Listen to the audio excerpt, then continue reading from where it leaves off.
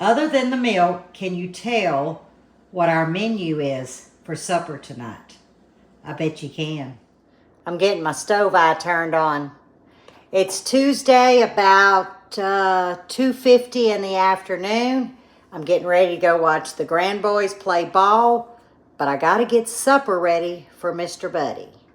And I bet y'all could figure out what's on the menu. Tuna casserole. Now, I'm making enough for today and tomorrow because I'm going to be back in the sugar shack making salves tomorrow. But I wanted to just give you a glimpse of some of the ingredients. I will leave the recipe down in the description. Now, this is stovetop, guys. This is not in the oven. So, I'm getting my pot heated up. We got to get some butter. So, I'm going to drop you. And as I add an ingredient, you'll see it. I don't want to go, back and forth. So, I'm just going to cut each segment and then leave the recipe down in the description. I got to get this done. Got to have my coffee at 3 o'clock. And I leave in an hour and a half.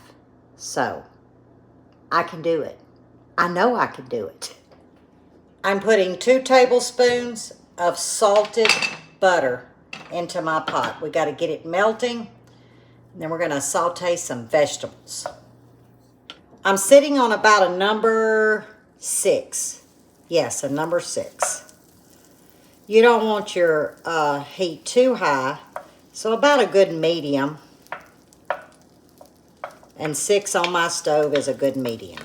I've got 1 medium diced sweet onion and 2 ribs of celery diced. I do want to add a little bit of salt because I want to pull the moisture out of these vegetables. Doesn't take much. And we're going to get these softened. I'm adding another tablespoon of butter, so now we're at 3 tablespoons. I'm adding that extra butter because I do want to have a little bit more fat down in here for these vegetables. Remember, I always layer in flavor. So I'm going to add a little bit of black pepper. Remember, always to taste. Oh, yeah.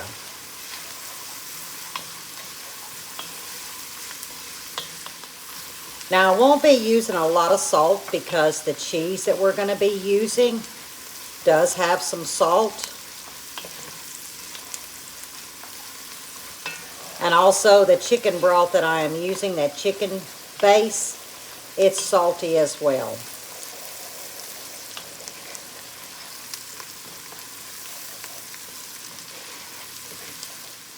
And I'm going in with another tablespoon of butter.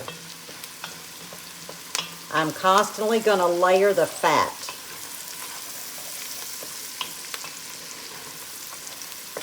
And what that does is that allows the thickening of the sauce that we're going to be making. Because when we add our pasta, it'll finish off the thickening. All right, these need to go another minute or 2. As you can see, we're getting a good gratin on the bottom. That's what I want. And you see I'm constantly moving my vegetables because I don't want them to sit in one spot.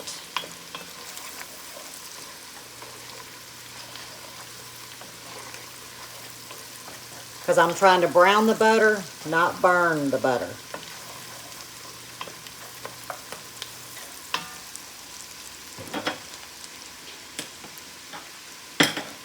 About a half a tablespoon. This is how much butter we have left from a stick. Now I'm going in with my tablespoon of minced garlic. This is where we're going to start seasoning. I want to bring some brightness, so I'm going to go a heaping teaspoon of lemon pepper. I'm using Italian seasoning. I don't want much. About a half a teaspoon, just enough to bring that thyme, that rosemary into the party. Here is my 2 cups of chicken stock, which like I said, I use the base in the jar. And that was 2 cups. I've got 1.5 cups of just whole milk. That's what we're looking for. Oh yeah. I'm gonna add the rest of the butter. So that is a whole stick of salted butter.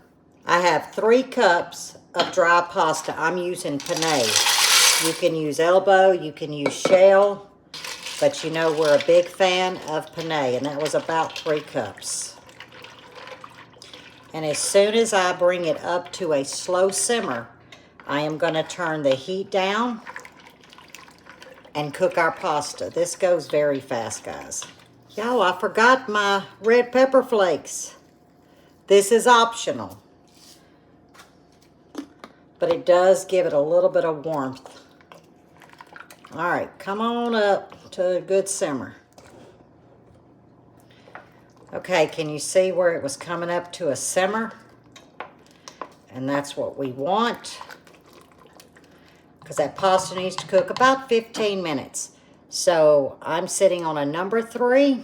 We'll put the lid on.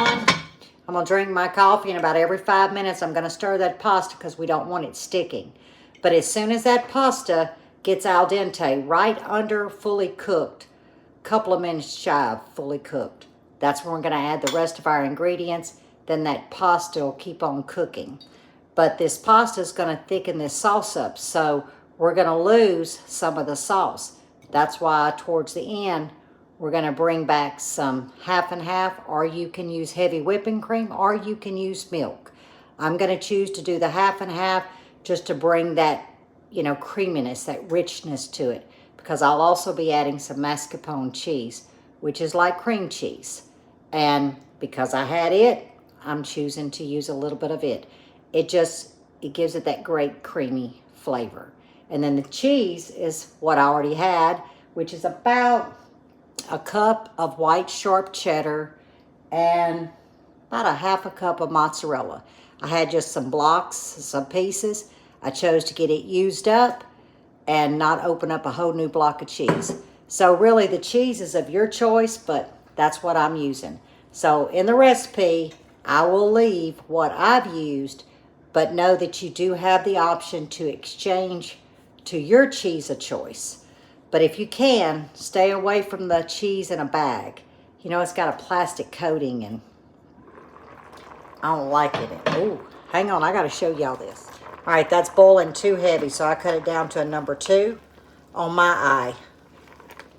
I'm still learning this stove. About a 2.5.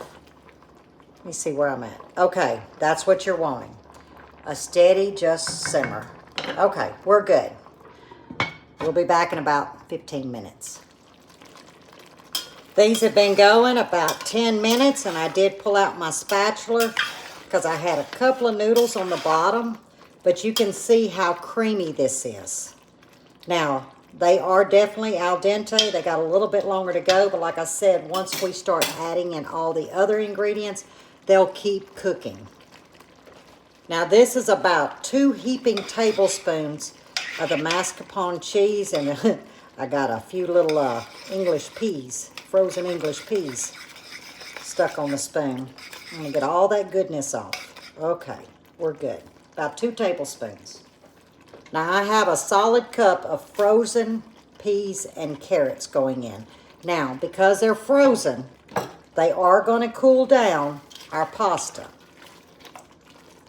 And that's what we want. Because when I go in with the half and half, I don't want it so hot that it curdles. So this will cool it down. We want to get that cheese melted. Like I said, the mascarpone cheese is like cream cheese. We have a 1/2 cup of half and half. And what I'm doing is I'm making my base for my cheese. And you're thinking, that's a lot of liquid. That pasta is going to absorb it. Because you don't want a dry dish, but you don't want it soupy like this. But that's why I always go in when it's still al dente, so as the pasta still cooks, it'll keep absorbing. Okay, we're gonna close the lid and let this cook another 5 minutes. Ooh, that's hot. But now I'm going to stir it periodically for the next 5 minutes because I don't want it sticking. And you see how that pasta has absorbed that liquid? Oh, it is so creamy, guys. Okay, now in for the cheese. Here's our mozzarella. I'm going in with half of the white sharp cheddar. Our 2 cans of drained albacore tuna. And the reason why I only put in half of the sharp cheddar, I am going to turn my heat down to a 1, is because I want to put a little bit of cheese on top. And so when I put the lid on, the residual heat from the tuna casserole will melt that cheese. And we'll have a topping of cheese. Now you can top this with breadcrumbs. We don't care for the breadcrumbs on top. It's just a preference. I'm going to go up to a number 4 because I want it to kind of come up to temp, bubble just a little bit to bring back that heat to that pasta. Then we're going to top it off with the rest of the cheddar cheese and pull it off the heat and let it sit. Y'all, stop the presses. Y'all didn't tell me I left my parsley sitting over there. It does add a little bit of flavor, but I like the color. Mercy. I was like, something's missing. Okay, now, taking it off the heat. It's 4 o'clock. I've got the car ready. Now, I've got to eat a little bite, and then I'll be out of here in 30 minutes. Let me show you what it looks like. It smells amazing. I hate to even dig in, but look at that, guys. But I'm going to get my supper in. Now, I did not make garlic bread for Mr. Buddy because that would get cold. But I've got it sitting in the icebox, and he can just toast it up, and he can have some garlic bread with his. Look at that. All right, let's taste test. I love a penne pasta. Y'all, it's hot. Here goes.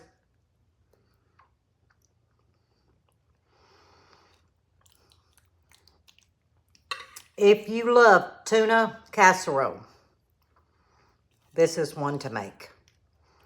You don't have to heat the house up either with the oven.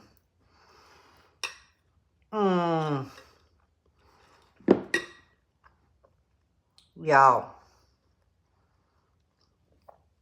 it's out of this world. But I've got to get it eaten. I'm still sipping on my coffee. So I hope you tried if you like tuna casserole. I bet you could make this with canned chicken. I know you can. It'll just won't taste like tuna. It tastes like chicken casserole. But you could do canned chicken too. So I'm going to get this eaten. Grandpa will be pulling in. And if you make it, have some garlic bread on the side, even a salad. It's just a really easy dinner. Spring, summer type dinner. And guys, y'all know we like fish, seafood, tuna. This has all the flavors that Buddy and I enjoy. But I hope your Tuesday's going well. I'm fixing to go become Mama cheerleader for the boys. So I think they'll have a good time. But as always, stay safe, stay well, and God bless. Sure wish y'all was here. I'd fix you some.